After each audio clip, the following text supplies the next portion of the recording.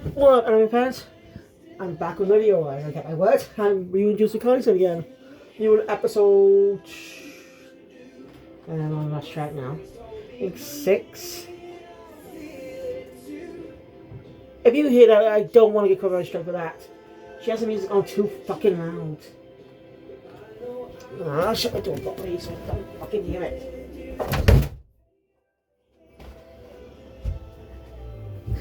I want to hear that crap. Anyway.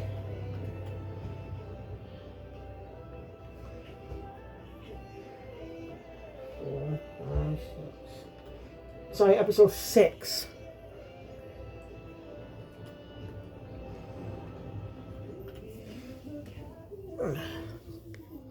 Alright.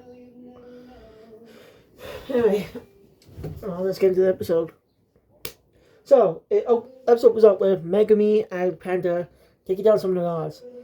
I don't know if Megumi ever used this ability prior to season 3, but season Megumi Shikigami, not just able to Shikigami from the shells. And seems able, this ability allows him to basically not only rip shells but also possess them. What I mean is he's able to hide in the shadows. That's actually a pretty cool ability, useful for gathering information.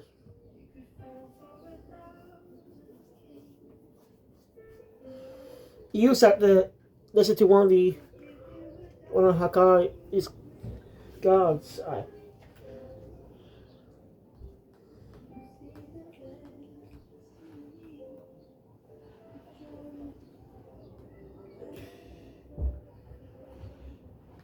Hakai.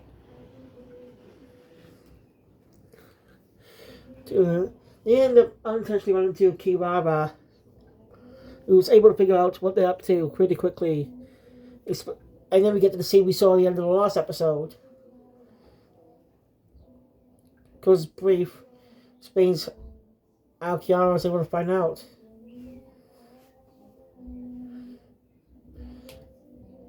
It bosses Megumi and Panda to fight them. I said her by accident. I mentioned this in my previous review about how there was this another shonen jump also on another character like that for Bleach, with the character Giselle, having female voice in the Japanese version and a male voice in the dub. I will be watching Bleach dubbed. Just a binge for the entire dub. Because I loved it, because it's just fun. Also, I looked at Kaisen Nakai, who's Hakari in this anime. You may know him Zoro. I looked up his other roles, and I discovered that he's actually been in JoJo. I didn't know this when I first did my reviews. But it turns out he actually has played Jonathan Joestar at one point. You're thinking, no he didn't. Jonathan Joestar's not played by him. And you're kind of right. But I'm not talking about the current voice, who's been voicing the character since 2012.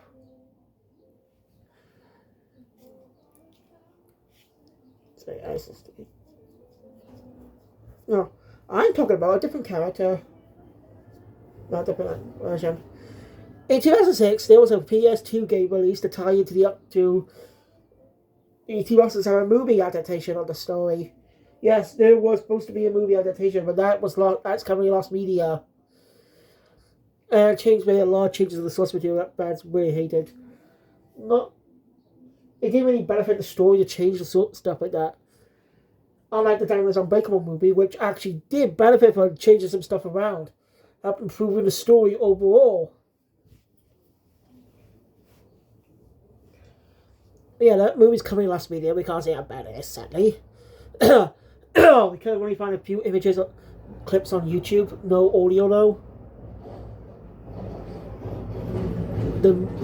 Rocky's art looks pretty weird in that style. Whereas the David production, that's still chosen by David Productions years later. I'm sorry, I'm just getting to it. Well, anyway, he didn't exactly play adult Jonathan. He was played by a different actor, who said he's not being in JoJo again after that. I think he was the voice of... I think he played Doflamingo in One Piece. And Replicant in World Trigger, which I gotta finish up. I gotta finish up soon, really. Almost 70 episodes. In the 2010s. What the hell is wrong with now? Think about other people project to help actually just review the story weekly. I thought the anime was faithful to the manga. From what I could tell. You know, it didn't have a filler. Anyway. He played young Jonathan. And I found watched a clip of it online. And he does a good job. He sounds really good, sounding like a young Jonathan Joestar. So his deep, usual type of voice you hear his characters. It's pretty impressive. I wish he stayed playing Jonathan for the entire game. Like, seriously. I'm going to watch a walkthrough of that game. Basically, it would be nice to hear him say, something like the yellow Uber driver. Nice stuff. Anyway.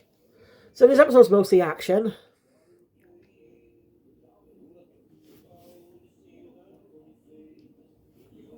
Sorry, my eyes sticky sometimes.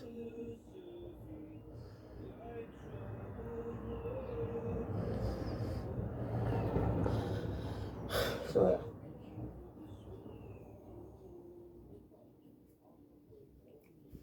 Kirara's ability is quite unique.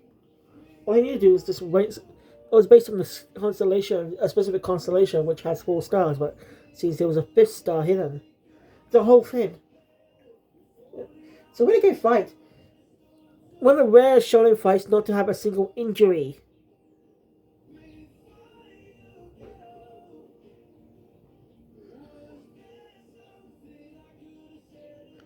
So I just getting my head with me.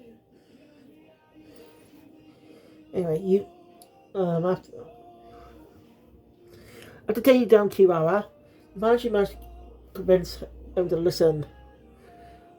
Will they explain now? I mean, they did try to tell him, especially to say Gojo has been sealed. He's unaware what happened to Shibuya. They would at least heard about it when Napalm curse users.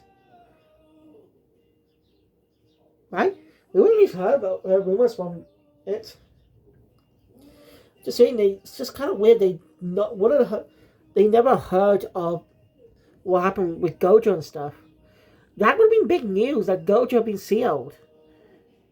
Since everyone in the JuJutsu world knows who Gojo is. Of course, Kira doesn't really believe him. I mean, why would they? Because Gojo's the strongest. So, yeah, it is hard to believe. Anyway, the whole thing gets interrupted. Where Yuji ends up trying blows with Hikari. Well, not really blowing, as he's not really defending himself. He's willing to play Hikari's game. Then punch him many times without defending or dodging. So at least get him to listen in. Yuji's determination ends up getting through to Hikari. And agrees to heal him out. But some odd, crazy shit happens as a player's added a new rule to the current game. They see the whereabouts of all players and how many points stats they have. It's by a guy named Hajime who seems to be has some type of Noja Sukuna.